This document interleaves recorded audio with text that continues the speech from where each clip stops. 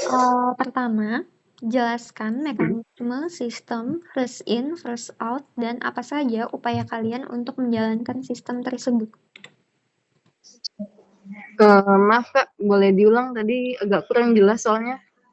Oke, jelaskan mekanisme sistem first in, first out, dan apa saja upaya kalian untuk menjalankan sistem tersebut. Oke, jadi ini soal stok ya Kak ya. Untuk stok sendiri kalau semisal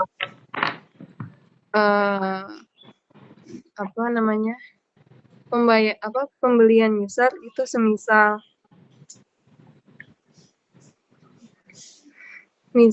ada user mau membeli handphone, itu yang pertama-tama kita cek dulu barangnya. Nah, yang dicek ini email. Nah, pengecekan email ini harus yang dikeluarkan yang pertama kali di input. Jadi itu yang akan kita keluarkan.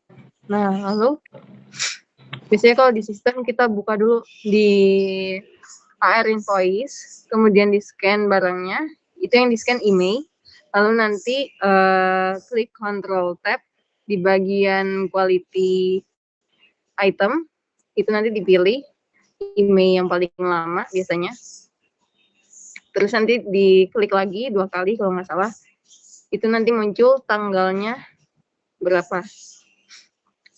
Kalau misal tanggalnya paling lama, kita input yang paling lama dulu Kak, supaya tidak terjadi aging. Seperti itu Kak. Oke, kita lanjut untuk soal kedua. Coba sebutkan apa saja dampak negatif jika staf gudang tidak melakukan stock of name secara berkala minimal 3. Kalau tidak melakukan stock out, itu yang pertama akan dikenakan denda. Kalau tidak salah dendanya itu sekitar 10.000, kemudian teguran dari SM.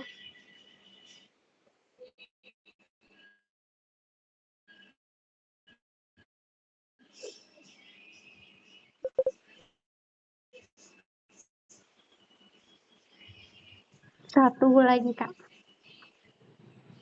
Satu lagi,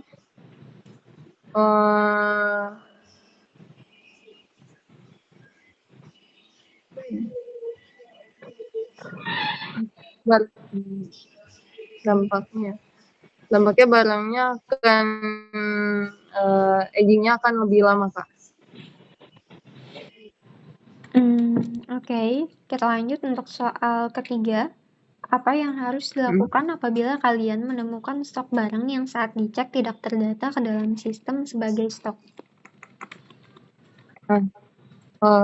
Kalau semisal terdapat stok yang tidak terdeteksi di sistem, itu biasanya kita akan cek dulu di bagian GRPO, apakah sudah masuk GRPO atau belum, atau mungkin barangnya masuk ke MPL, biasanya tidak terdeteksi juga. Misal dari MPL kan, kadang suka lama inputnya. Kita cek lagi di bagian resi Google Sheet itu.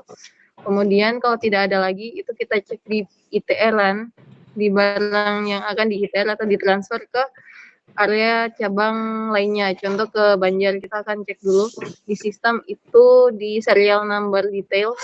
Nanti akan muncul barangnya. Jika sudah di ITR, biasanya akan muncul dia tulisannya yes, gitu Kak.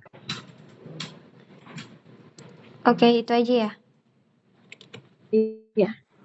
Oke, lanjut untuk soal keempat. Mengapa barang chipping harus dikeluarkan terlebih dahulu pada saat ada customer yang ingin membeli barang tersebut?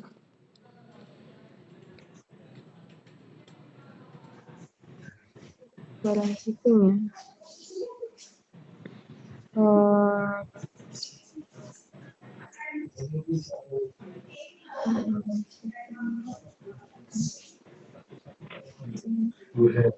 Sebentar ya Kak.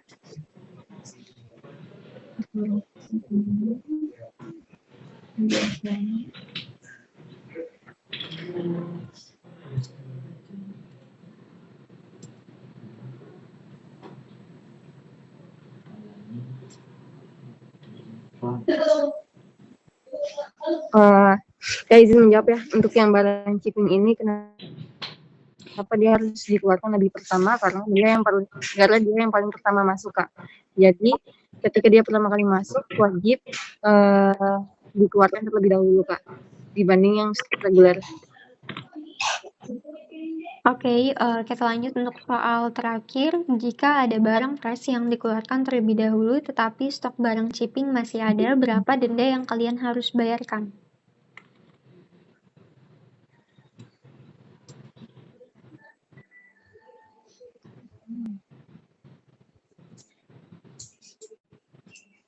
Untuk denda yang dibayarkan, jikalau barang shipping yang tidak dikeluarkan tetapi yang dikeluarkan adalah barang reguler, maka akan dikenakan sekitar 10.000, Kak.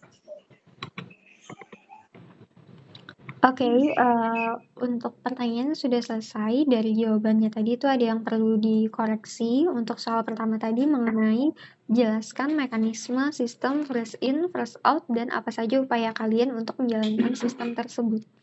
Mekanisme sistem PIPO adalah mengeluarkan barang yang pertama kali masuk untuk dikeluarkan terlebih dahulu. Upaya yang harus dilakukan untuk menjalankan sistem PIPO adalah dengan memberi label tanggal masuk atau pengecekan persediaan stok. Tadi jawabannya betul aja sih untuk soal yang pertama. Terus lanjut untuk soal yang kedua, coba sebutkan apa saja dampak negatif jika staf gudang tidak melakukan stok off-name secara berkala minimal 3.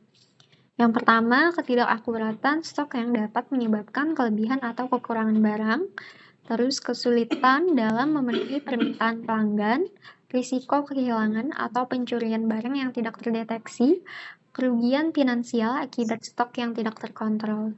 Jadi jawabannya itu ya, Kak. Oh ya.